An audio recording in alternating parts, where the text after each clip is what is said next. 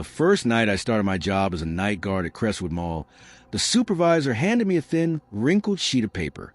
On it were the rules, typed in faded ink, like they hadn't been changed in years.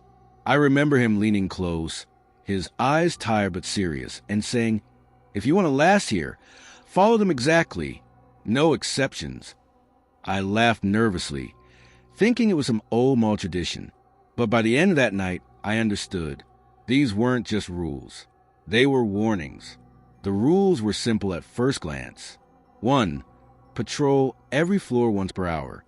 2. Never use the elevators after midnight. 3. If you hear children laughing, do not investigate.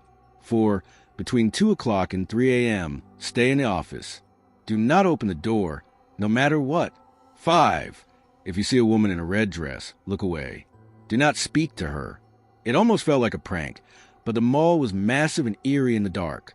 The air echoed with every step, and the rows of mannequins in department stores seemed to watch me as I walked past. The first hour passed quietly. I patrolled the empty food court, the flickering neon signs buzzing above me. The smell of grease and coffee still lingered, like the mall itself refused to sleep. But around 12:15, I almost broke the second rule. My legs were tired, and I stepped into the elevator without thinking. Just as I pressed a button, the lights inside flickered, and the metal doors shuddered like something was trying to hold them shut. My stomach dropped. I remembered the rule and stumbled back out just before the doors slammed closed with violent clang. The sound echoed through the mall, and then I heard it. Children, laughing. High-pitched giggles danced through the empty halls. It wasn't playful. It was sharp, almost mocking. My blood turned cold. I froze, gripping my flashlight, telling myself it was only in my head. But then, tiny footsteps pattered across the tile floor, coming closer. Rule number 3, do not investigate. So I didn't. I turned and walked the other way, even as the laughter grew louder, following me. When I reached the office, it stopped, just silence. I tried to shake it off, but the clock ticked toward 2 a.m.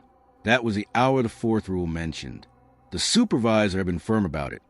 Stay in the office, no matter what. I locked the door and sat down. For a while, nothing happened, but at 2:17, there came a knock. "Hey, man, it's Mike. Forgot my keys. Can you let me in?" It was my supervisor's voice. Calm, friendly, but he wasn't supposed to be here. I'd seen him leave hours earlier. The knock came again, harder this time. "Come on, open up. Don't be stupid." I didn't move. My heart pounded so loudly I was afraid whoever or whatever was out there could hear it. For the next 30 minutes, the knocking turned into banging, then scratching, then silence. At exactly 3 o'clock, it stopped. When I finally stepped out, the hallway was empty, but deep gouges were carved into the office door, like something had tried to claw its way inside. The next night, I thought about quitting. But the job paid well, and I convinced myself the rules were just psychological tricks. Maybe they were meant to scare me into staying alert. That night, I made it through the first few hours without incident. The laughter didn't come back. The elevator stood silently. By 2 a.m., I was back in the office, bracing for the knocks. But none came. Instead, at 2:30, I heard something else. A voice. A woman's voice, singing softly down the hall. I knew it was next before I even looked. Rule number 5. When I peeked through the blinds, I saw her, a woman in a red dress, standing in the middle of the corridor. Her hair hung long and dark, covering her face.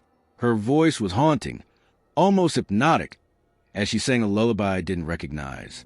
Slowly, her head tilted upward, and even through the shadows, I felt her eyes meet mine.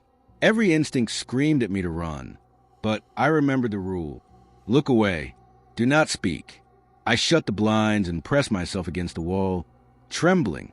The singing grew louder, closer, until it felt like she was right outside the office door. My throat tightened. I wanted to scream. But then, just like the knocking, it stopped at 3 a.m.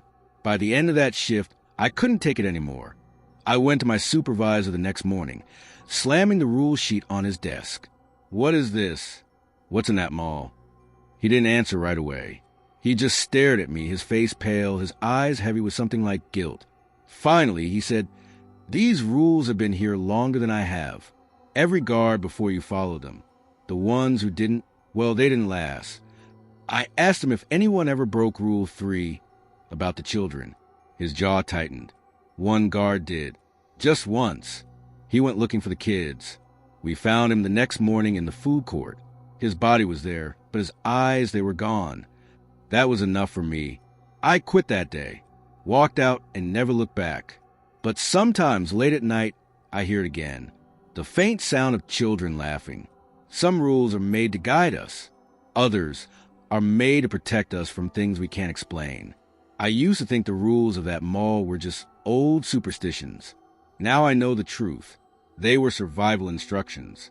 So, if you ever find yourself alone at night in a place that feels wrong, and someone gives you rules that make no sense, don't laugh them off. Follow them, because sometimes the rules are the only thing keeping you alive.